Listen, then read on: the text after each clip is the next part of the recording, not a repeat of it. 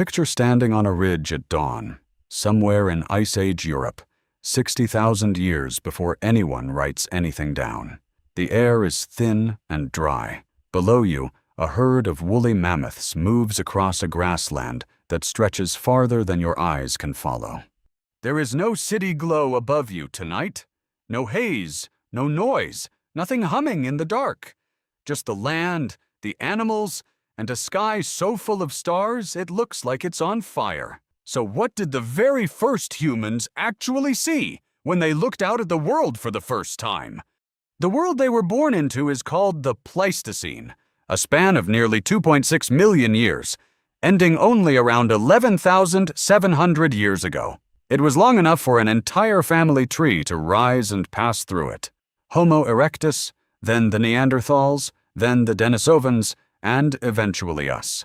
It wasn't one ice age, it was dozens of them, stacked one after another, glaciers advancing, then retreating, then advancing again. Sea levels rose and fell by more than 120 meters, over and over, like a tide with a rhythm spanning millennia instead of hours. Nothing about the world ancient humans inherited was fixed. It was a landscape constantly rebuilding itself underneath their feet. During the coldest stretches, one biome swallowed more of the planet than any other before or since, the Mammoth Steppe. It ran from the British Isles across the whole of northern Eurasia and into Alaska, a single continuous cold grassland, thousands of kilometers wide. And despite the name, it wasn't a frozen wasteland. It was full of grasses, herbs, and willow shrubs, productive enough to support an extraordinary density of animals.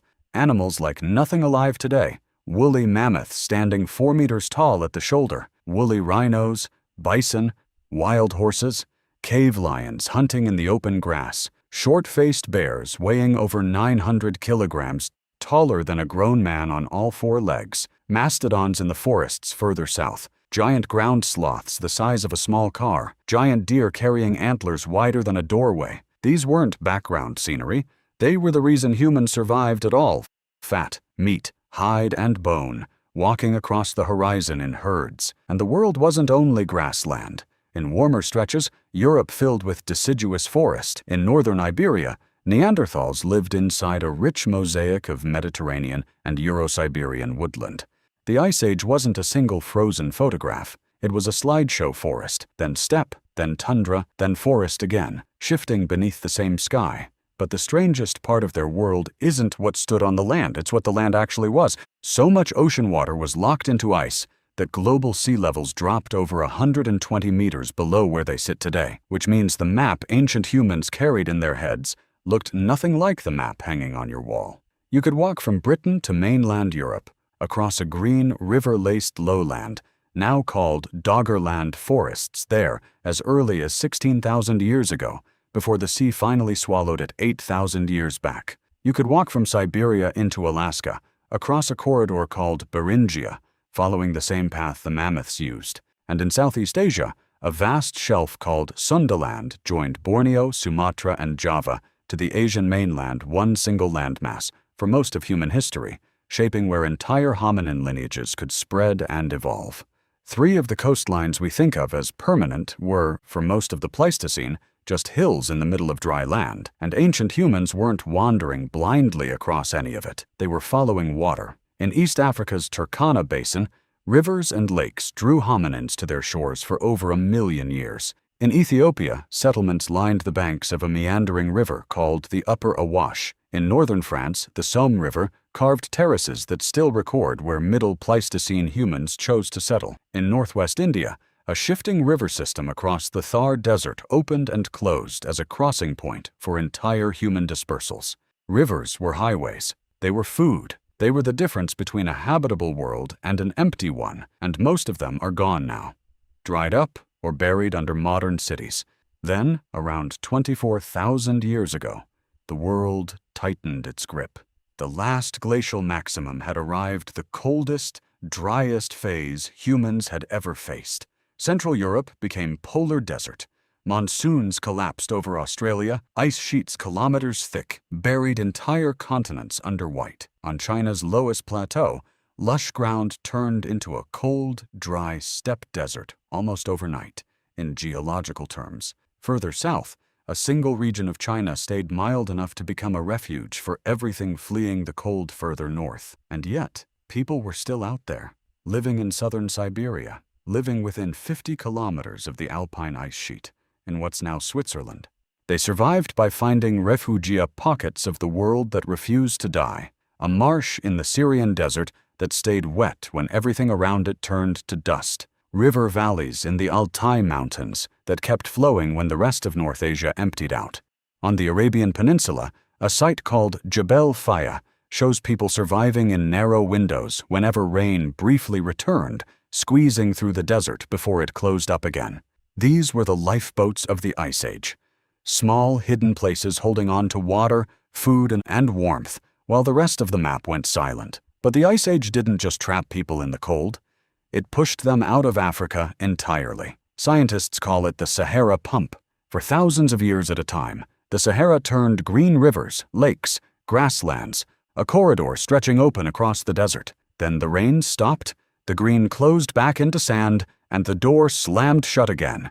Sudden climate shocks called Heinrich events could make huge stretches of Africa unlivable almost overnight, forcing people to move whether they wanted to or not. One warm spell may have opened a route out of Africa around 130,000 years ago, 20,000 years earlier than scientists once assumed. Each opening was an invitation. At least 4 separate waves of humans walked north through it, into a wider world, riding the rhythm of a desert that breathed in and out for millions of years. By night, that wider world offered something we will never see again. No electric light anywhere on the planet, no glow on the horizon from a single city. In perfect darkness, the human eye can pick out roughly 2,500 stars at once, and ancient humans had that view every single clear night of their lives.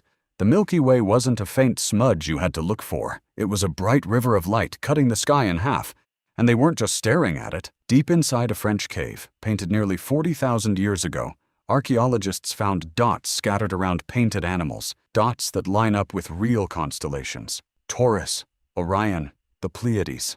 It may be the oldest star map ever discovered, drawn by hands that had never seen a telescope, a calendar, or a single written word. And it wasn't a one-off.